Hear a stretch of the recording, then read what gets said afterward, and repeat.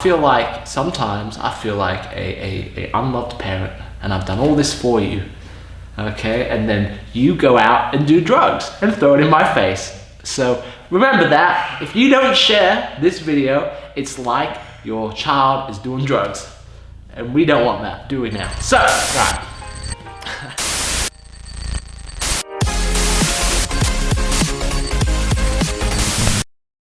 So the last thing I want to talk about before we start doing actionable things, i.e. framing and escaping, is I want to talk about what it actually means when someone says that you want to dominate inside position. And it is a very similar concept to making sure that when you're engaging muscle groups to create strong frames, that your partner isn't stopping or impeding that, okay? So that means, just a basic idea of inside position. Inside position on your partner gives you the ability to diminish their effectiveness at using multiple muscle groups. That's how I define inside position anyway. What does that mean? That means if I'm, and we won't do a position, we'll just look at it sort of conceptually. If I'm trying to frame my partner and I'm engaging all my muscle groups, if Jono starts coming from the outside in on me and puts pressure, not like that, just with your arms, man.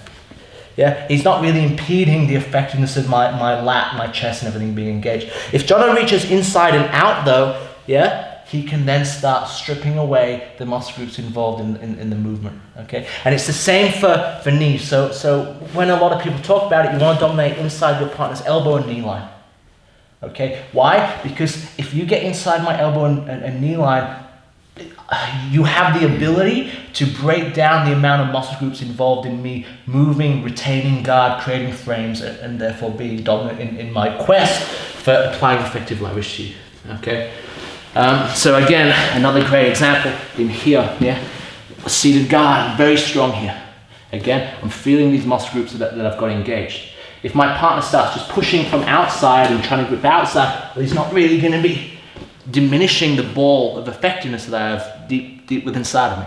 If he starts getting inside though on me here, all of a sudden he starts to open me up.